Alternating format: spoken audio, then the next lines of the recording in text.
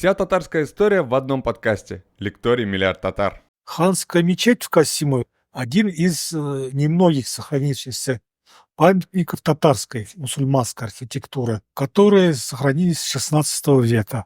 Так как до нас памятники эпохи Казанского ханства не дошли, у нас, в принципе, осталось всего лишь несколько зданий 16-17 века с культовой мусульманской архитектурой, в том числе и ханская мечеть. Вот здесь вот у нас показан фрагмент гравюры Алиария.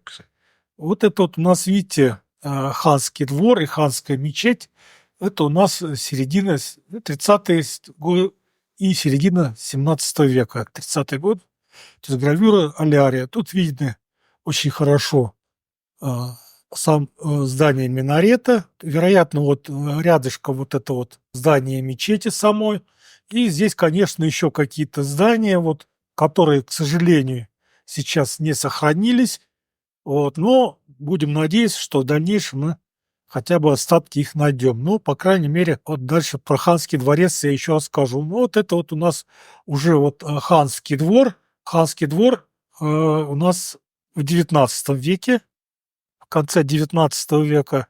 Вот здесь, видите, также минарет, мечеть, но тут, конечно, это совершенно искажено, то есть мечеть поставлена позади минарета, хотя на самом деле все наоборот. Вокруг ханской мечети Касимова сложилось множество мифов. Первый миф связан с том, что минарет был построен в середине 15 века, а мечеть позже. То есть минарет связывают обычно с ханом Касимом. Вот. И, может быть, даже первоначально мечеть была построена ханом Касимом. Второй миф – то, что когда город Касимов посещал Петр I, он нечаянно взглянул на ханскую мечеть и перекрестился, не глядя на нее, решив, что это церковь. После этого, увидев свою ошибку, он решил ее разрушить. Начал стрелять в нее из пушек, и ее разрушил. Ну и третья легенда, которая появилась совсем, может быть, недавно, о том, что с минарета ханской мечети прыгнула уже Сюмбика. Когда мы начали археологические исследования Касимова, мы начали раскопки, исследования вот не в самой мечети, вот, а рядышком, там в скверике рядом с мечетью, напротив мечети.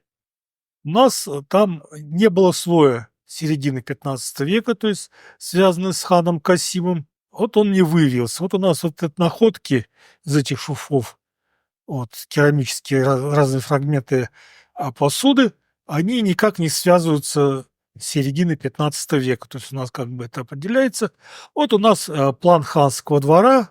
Это вот ханская мечеть, видите. Вот здесь вот мавзолей Шахали. Вот здесь вот у нас были шурфы здесь, были шурфы здесь.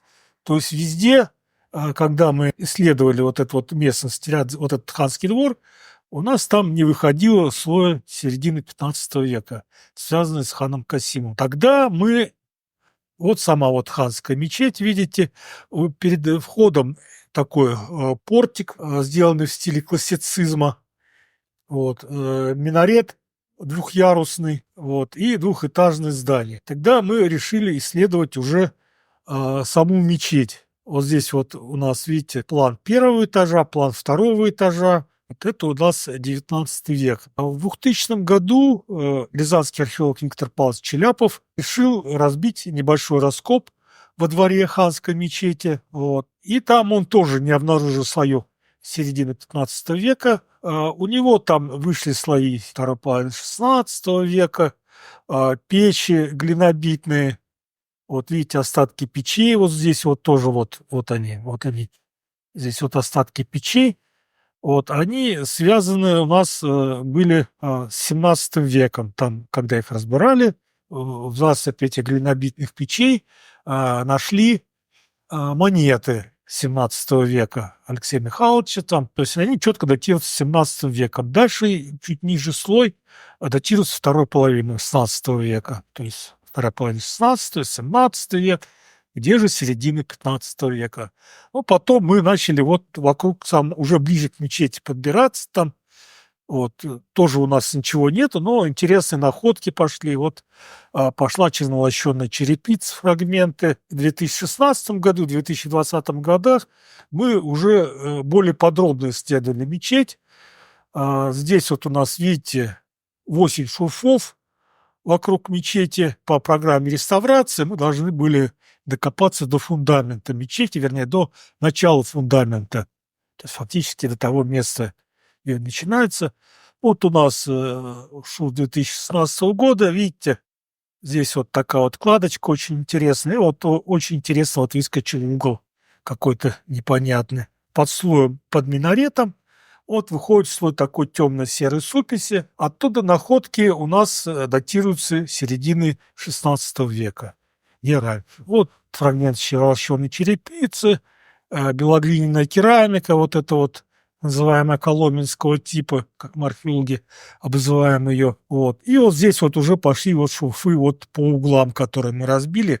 Видите, вот это фундамент, да, такой вот фундамент из камней сложенный. Выявилась конструктивная особенность, то есть был вначале вырыта траншея, в которой был опущен фундамент мечети в середине XVI века, вот, а потом уже вот на фундаменте были поставлены стены. Вот это вот с другой стороны уже. И мы нашли даже первоначальный вход, где был. То есть вот сейчас современный вход в мечеть, который в виде такого портика с колоннами.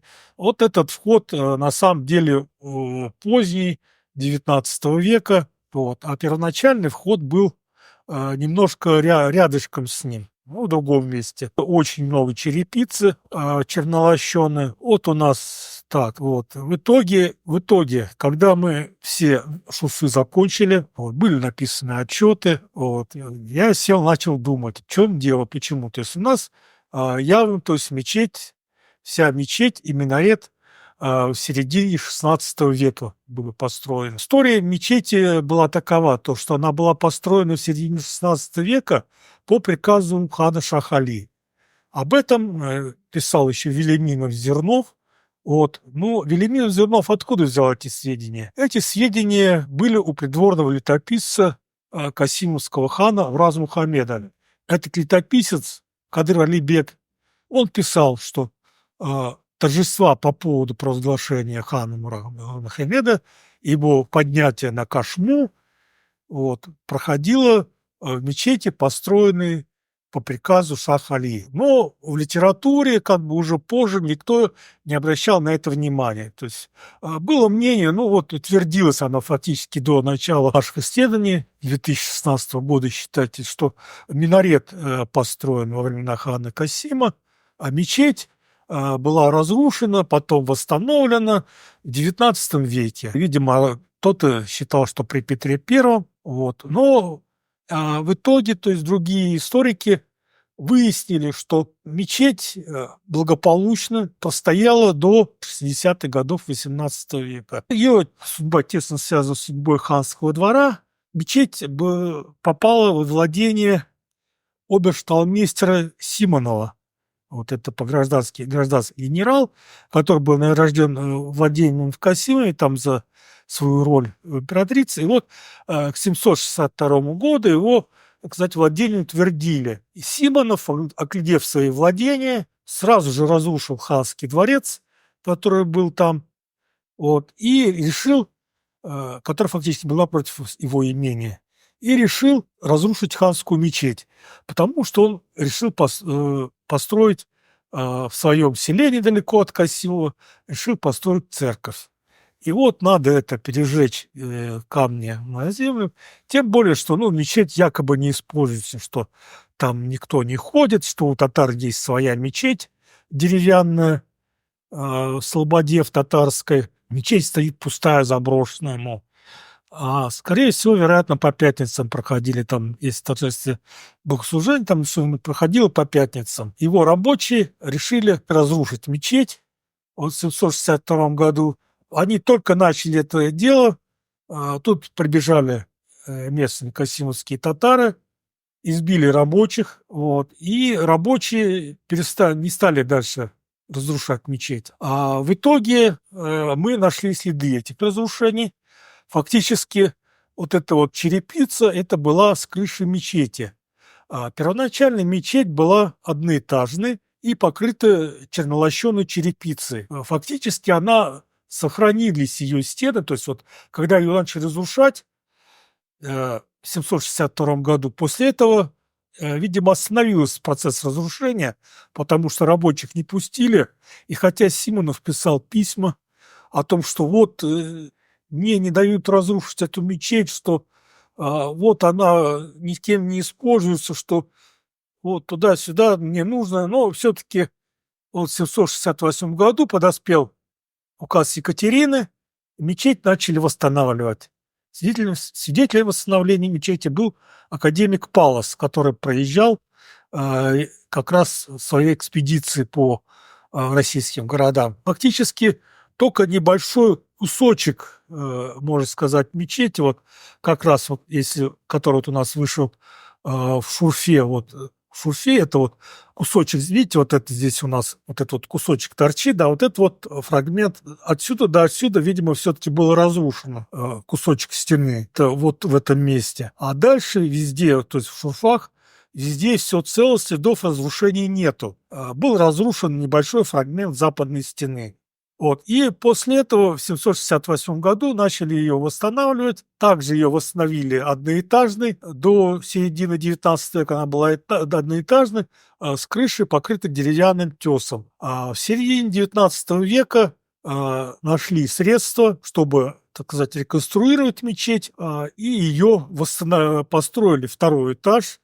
Второй этаж построили и сделали железную крышу с куполом. Железную крышу с куполом и, минарет, естественно, позолоченный. Вот, то есть, мечеть такую сложную судьбу, то есть при Петре ее, конечно, никто ее не разрушал, то есть это вот именно с Обершталмейстером Симоновым связано, вот, который очень сильно, конечно, похозяйничал там. Вероятно, даже и вот эта вот, и первоначальная дверь была очень интересна, не такая, как сейчас, это, естественно, вероятно, она была такая стрельчатая.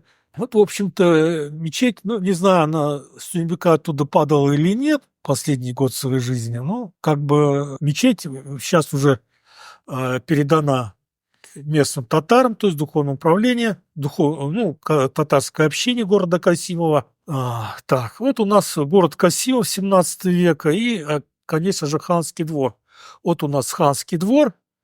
Опять мы нашли, где располагался ханский дворец. Вот здесь вот у нас располагается ханский дворец.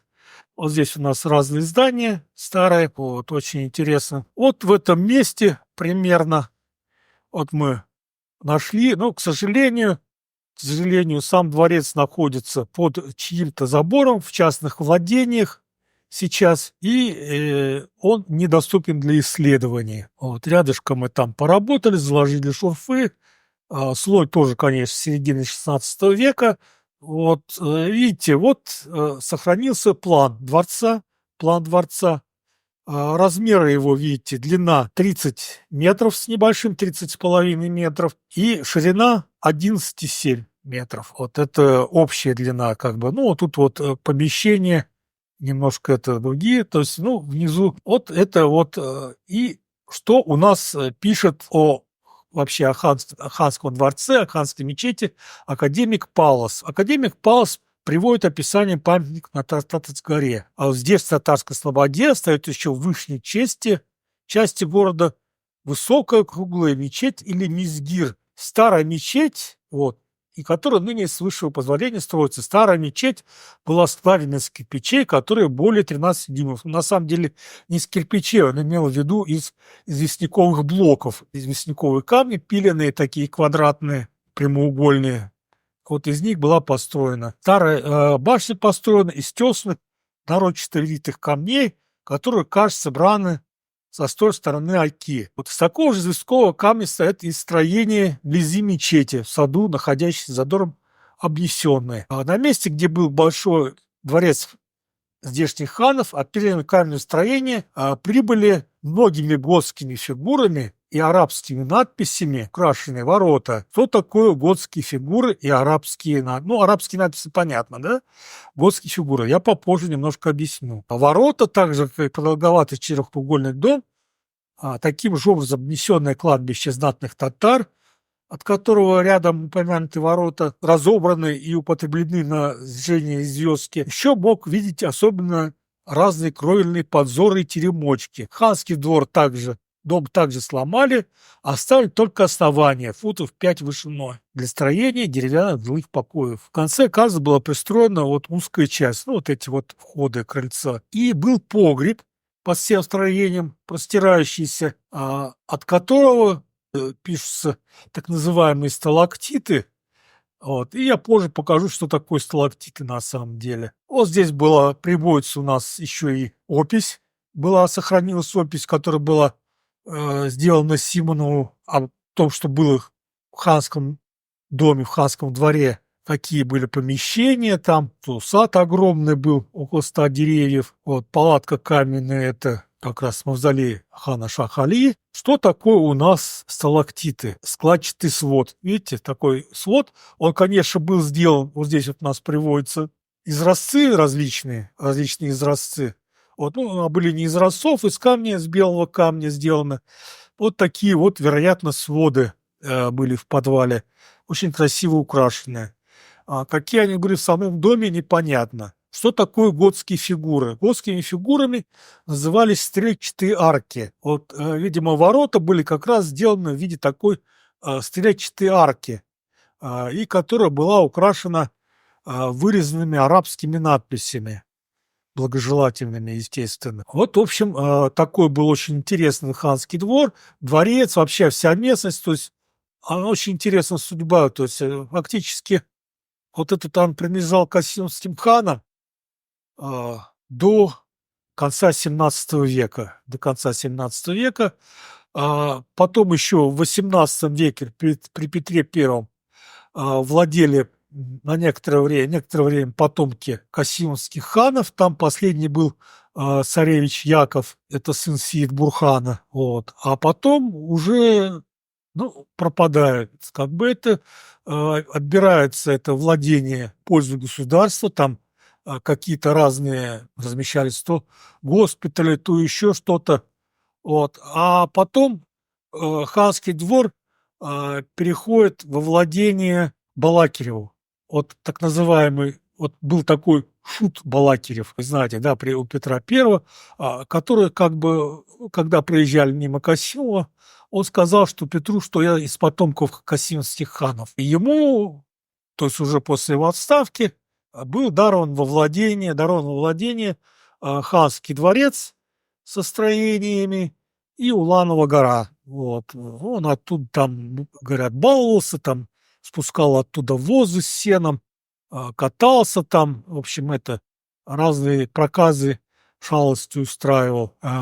После Балакирева Долгоруким было передано это во владение, а потом уже было передано как бы вот благодарность вот это вот как раз Симонову. Это вот 18 век, эти там где-то до как раз в 62 году как бы было это вот Симонову. А потом уже после Симонова вот ханскую мечеть, то есть вот этот ханский дворец, я не знаю, там вроде остался, а вот землю под ханской мечетью выкупает касимовский купец Хайрула Костров. Вот как раз вот когда началось восстановление в 768 году, один из первых Костровых, то есть Хайрула Костров, это были крупные татарские купцы, которые занимались выделкой мерлушки, шкур, на этом разбогатели, и вот он такое богоугодное дело совершил, выкупил землю под мечеть. И после этого и началось восстановление мечети.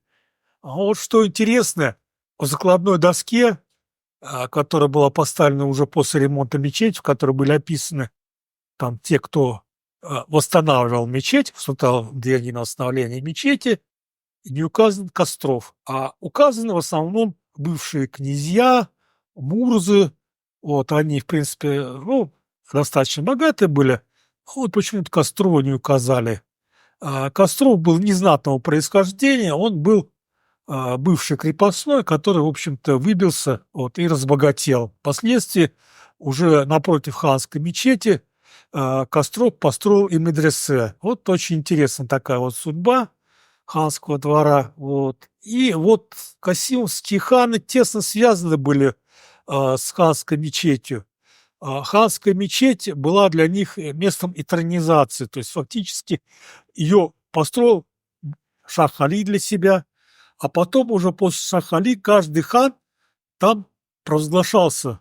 То есть хан как бы была немножко выборная должность, хотя даровали, да, но так сказать, когда его провозглашали ханом, его поднимали на белой кошме в этой мечети. Все ханы были как бы признаны именно в этой мечети. Вообще, как бы касимские ханы, они постоянно играли большую роль, начиная и с хана Касима.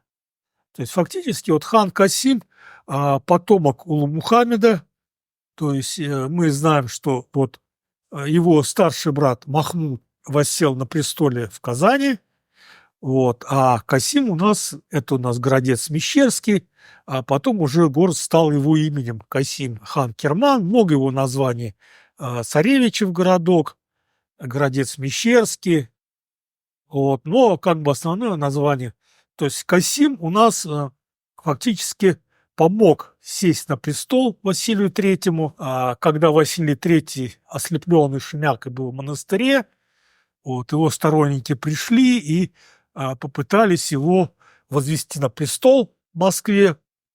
Вот, и тут появились на горизонте клубы пыли и дыма, перепугались сначала сторонники Василия, но оказалось, что в итоге, что это подошли отряды Касима, Касим и Якуб, касимские ханы подошли. И они тогда еще не ханы, тогда только царевичи, еще даже не касимские. Вот. Они подошли, и Касим подошел и сказал Василию: вот, будучи в Курмуше, в плену, мы с тобой очень подружились, я назвал тебя своим отцом. Это такой феодальной иерархии, что вот он признал над собой верховенство Василия. И вот за это я тебе помогу. Вот. И фактически с помощью татарских отрядов и с помощью своих сторонников Василий воссел на престол. Кроме того, что он помог воссесть на престол, татарские отряды постоянно участвовали в походах русских войск. То есть вот касимские татарские отряды постоянно участвовали в походах русских войск. И даже участвовали в походах на Новгород, то есть и в разных войнах российских на Западе постоянно участвовали касимские отряды. И по образцу татарских отрядов, по образцу татарского воина была построена и поместная конница на Руси фактически. Вот то, что вооружение мы смотрим, показывает очень вооружение поместного войска, оно, в принципе, зависит практически полностью от татар. Вот. И здесь как бы у нас, мы пропустим немножко это, вот видите, вот у нас татарские воины, да, достаточно большую роль играли служилые татары у нас до 18 века, до конца 17 века. До конца 17 века. Потом уже роль служилых татар начала слабеть. Вот, и к 18 веку, когда появились полки нового строя при Петре, конечно же, нужда в служилых татарах исчезла, и в итоге, конечно, и вышло постановление, с одной стороны, связанное о переводе то есть дворян-надворцев, государственные крестьяне, то есть если у них нету крепостных, а с другой стороны, то, что как бы они исповедовали мусульманство, вот, тоже из-за этого. Вот, касимовские татары, они достаточно широко потом распространились, уже фактически, то есть по археологическим данным, если смотреть, где-то ближе к середине 17 века татарское население в Касимове уменьшается. В основном они начинают уходить на запад. И часть из них принимает участие в формировании нижегородских мишарей. Вот нижегородские мишари, сергарские татары, тоже частично там, вот например, одно из самых старинных сел Нижегородской области, там Красный остров, да, вот там один конец выходцы из Нижней Волги, а второй конец выходцы из Касимова. И также касимские татары вместе с мишнарями продвигаются дальше на восток, вот, и на территорию восточных районов Татарстана, Ульяновская область, начинают расселяться по засечным чертам. Вот. И также на территорию Башкирии. Где вот формируется башкиро-мещерятское войско, и потом вплоть до Сибири. А как раз с этого времени начинается у нас уже как бы вообще формирование общетатарской общности. Вот. И мещари, и казанские татары, они уже, и касимские татары уже начинают смешиваться. Хотя, конечно, а, Касимов Касимов и Казань это были сообщающие сосуды. И с Касимова приходили с касимовскими ханами воины в Казань, кто-то оставался. Вот. И из Казани оппозиция очень много бежала в Касимов. То есть тот, кто не был доволен каким-то ханом, там вступил в конфликт, бежали либо в Крым, либо в Касимов. До Крыма далеко, до Касимова ближе, и платили больше. Вот. Ну, потихонечку как бы вот мы начинаем переходить к хану. Вот у нас тоже вот Шах-Али хан, вот Касимский хан, который фактически, если мы берем современный Касимов, он фактически уже там вот этот ханский двор построил, все владения в ханском дворе, то есть все здания в ханском дворе были построены при Шах-Али. Шах-Али, вероятно, вот он перенес оттуда со Старого Посада город на территории современного Касимова. Почему он так сделал? Видимо, амбиции свои, во-первых, то, что он как бы себя считал очень великим человеком, конечно же. Потом у него появились деньги после взятия Казани. Вот. И он привел людей оттуда, из Казани. После взятия Казани очень много людей привел тоже в Касимов. Хотя вот его не любили. Даже вот если по описанию русских летописцев посмотреть, да, его описание вообще очень страшное. То есть вот был он взору страшного, широкого мерзкого лица, корпус имел уши долгие, на плечах висевшие, лицо женское, толстое, надменное чрево, короткие ноги, ступни, скотское седалище. Такого им татары нарочно избраша царя в поругании и в посмеянии им. Это вот писал Сигизмунд Герберштейн. У него было огромное брюхо, редкая бородка, женоподобное лицо.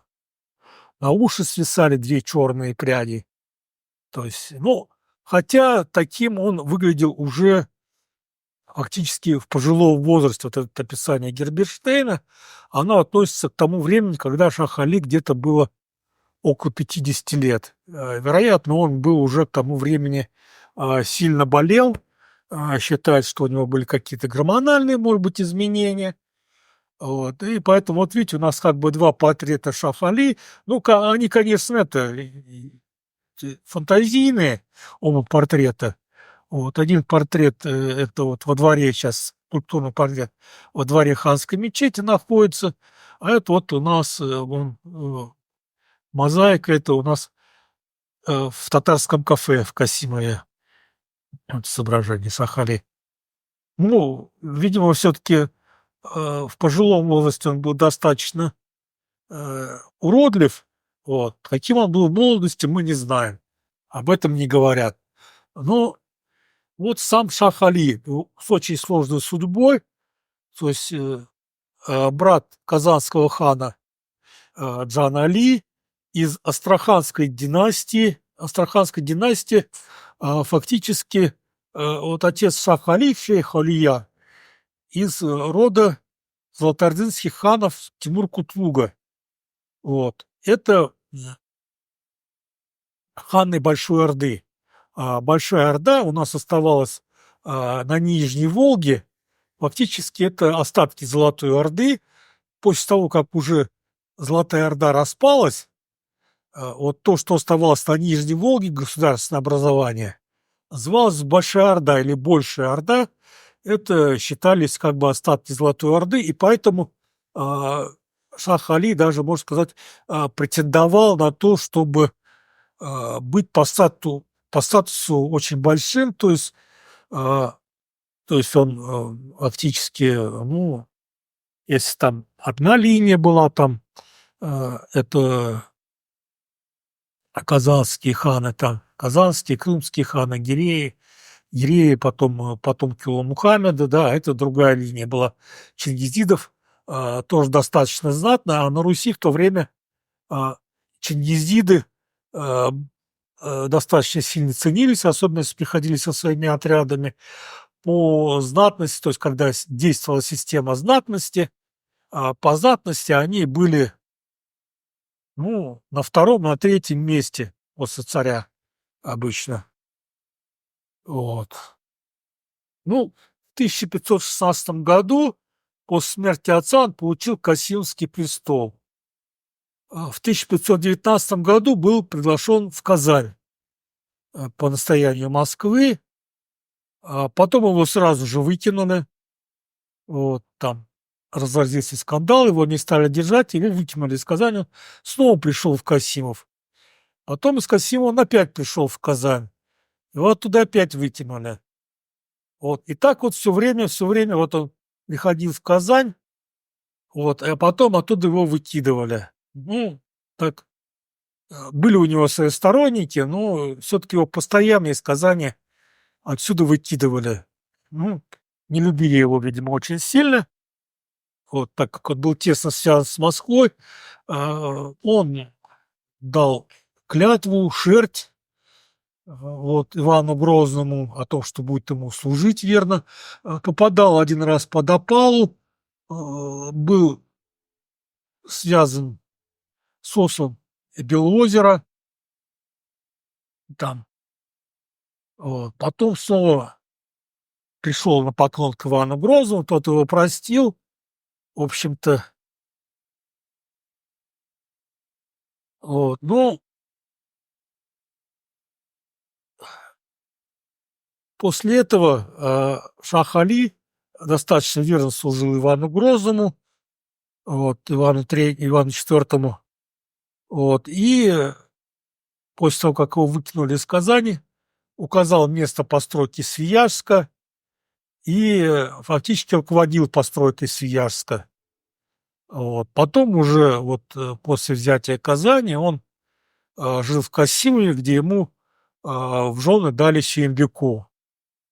Сюембека окончила там свою жизнь, вот женой хана Шахали. Вот. Ну, воевал в Ливонии. Вот. Ну, Шах-Али достаточно это много. Вот. А потом вот у нас другой хан. Вот хан Сайын-Булат, Семен Бекбулатович. Тоже очень интереснейшая личность. Вот. Тоже из Большеордынской династии. С Большеордынской династии.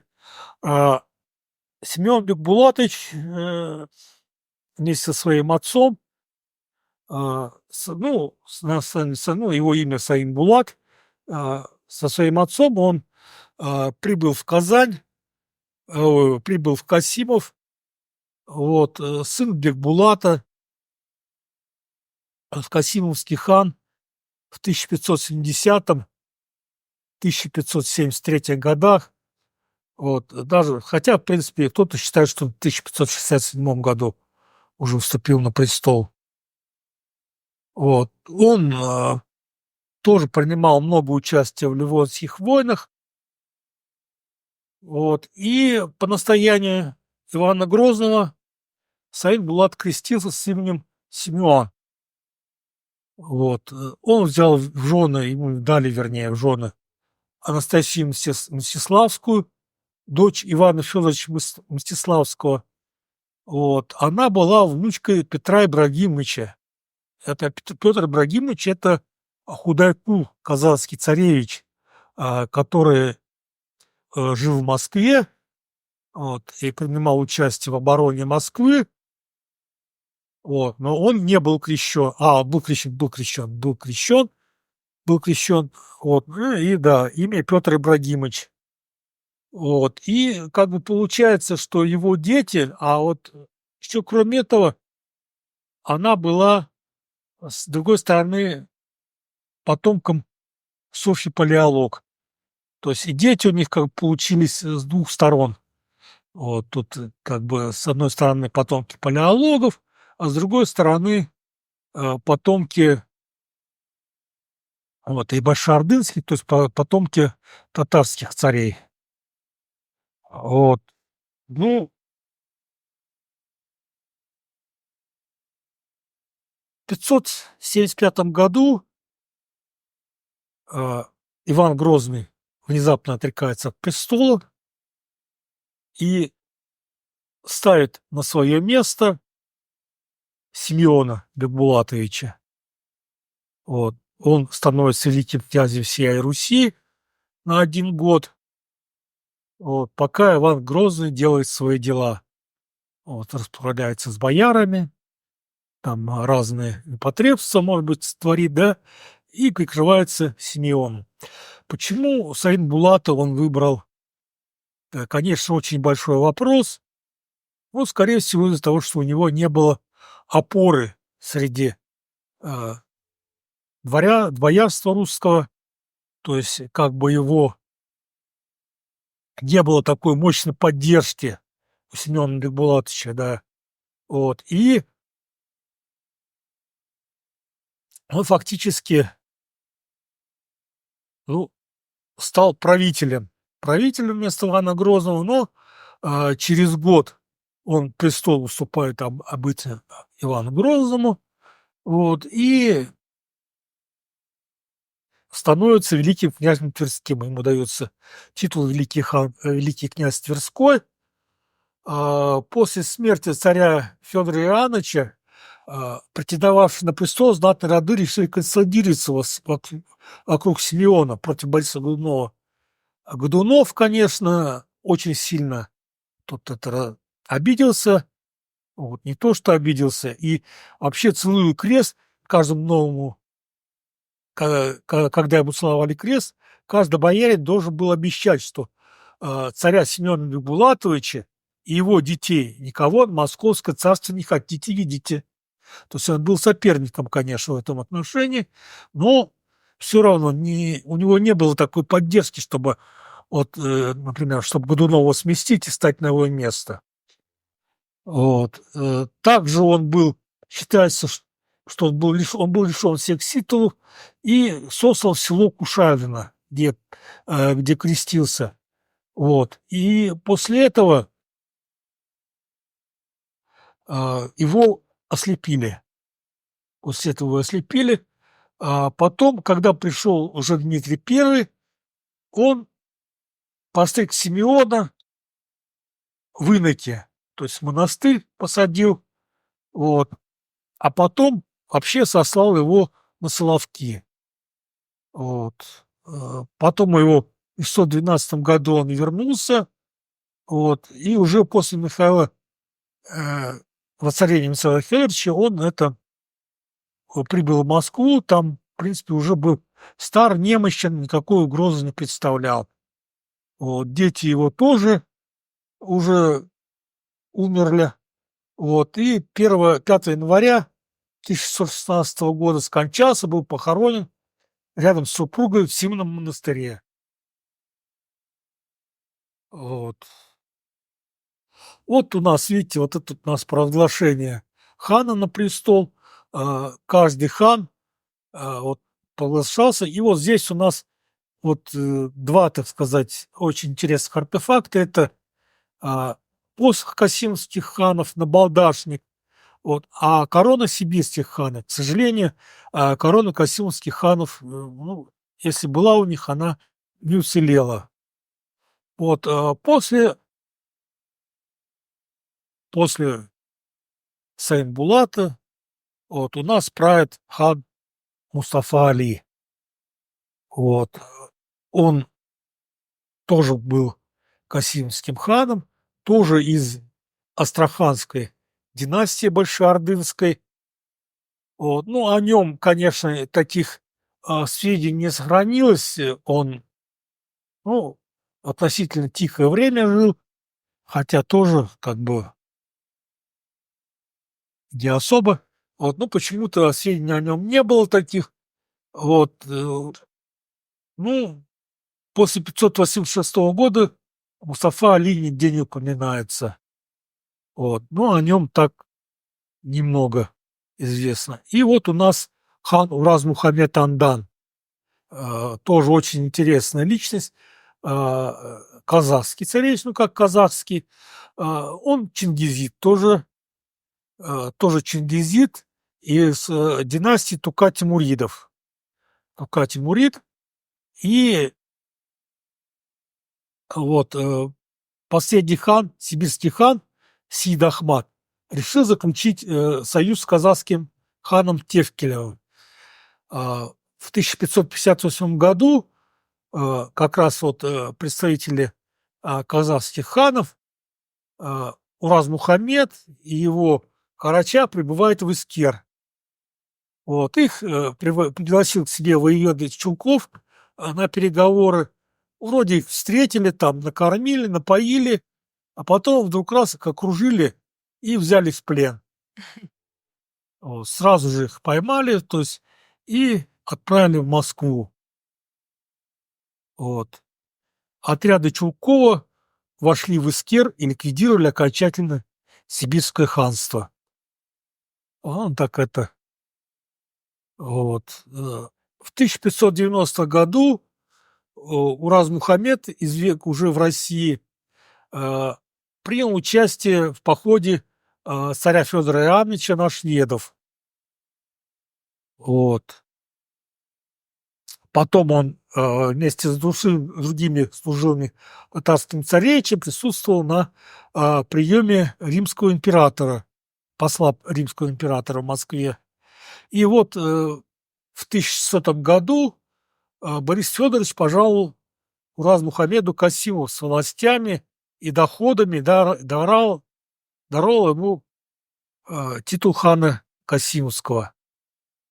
Ну, правление его достаточно подробно описано Кадыр Алибеком, тоже, который очень, от воспоминаний его недавно изданы.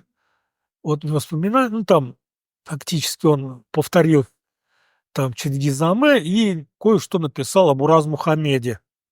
Вот. У него очень интересный такой понекрик Годунову он написал. Вот. Ну, написан этот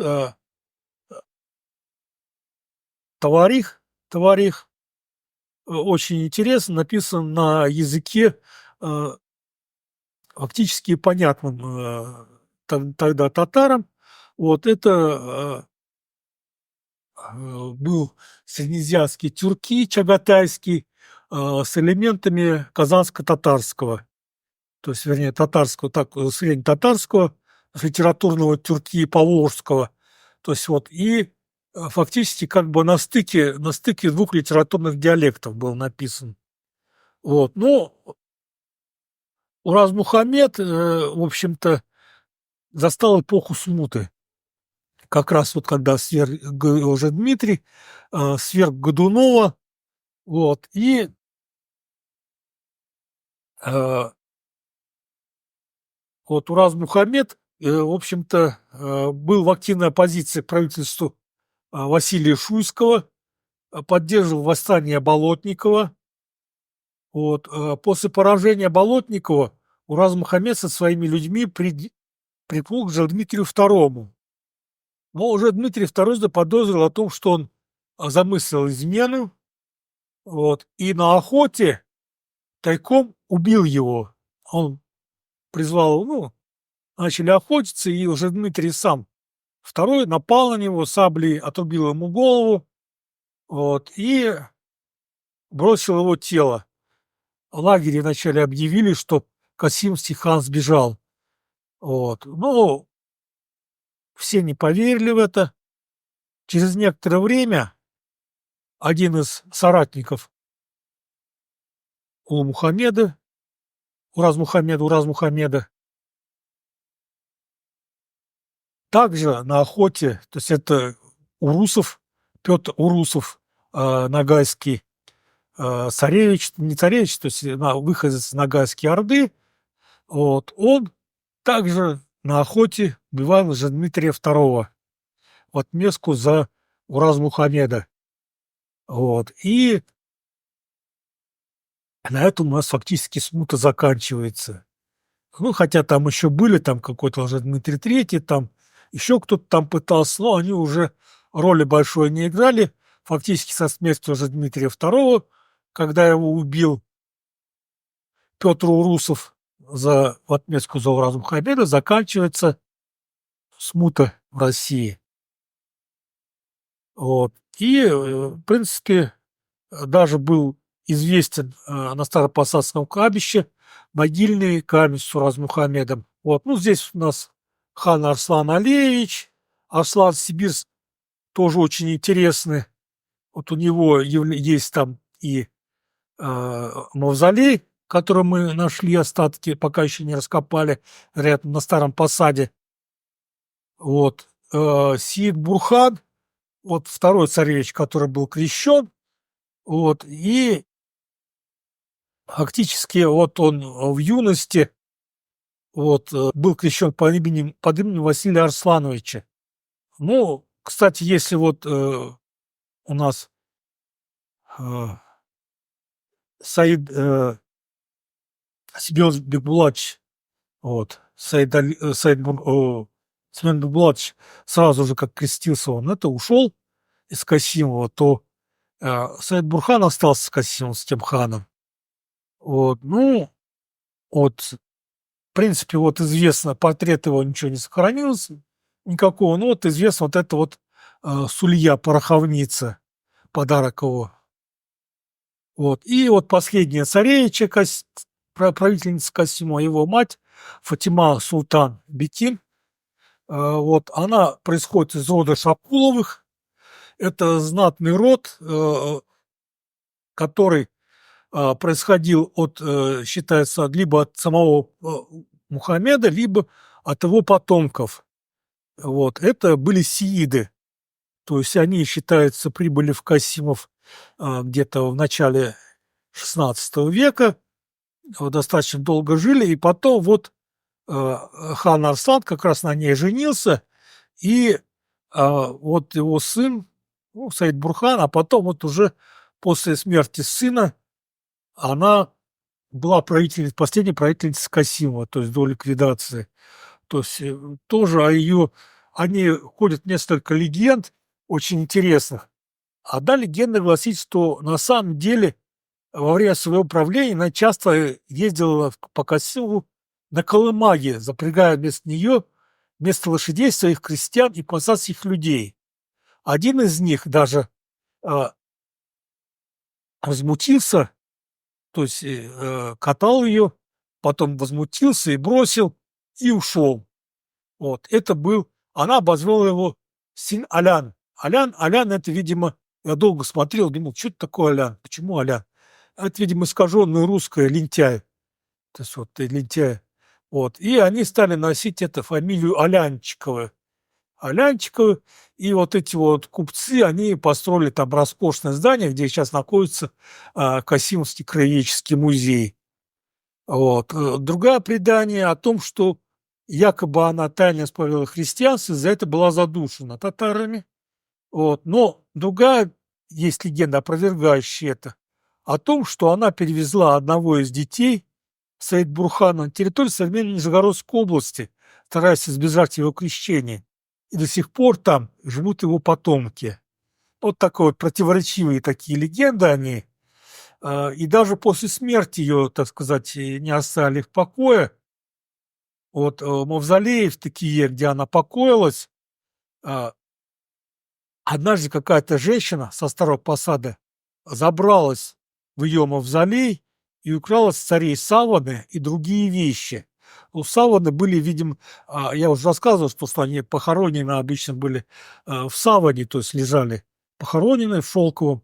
Вот она шелковый саван оттуда украла, вот, и, в общем-то, за это ее, один из ее потомков Фатимы Султан, Якуб Сиит, повесил эту женщину на то же самое тетиве.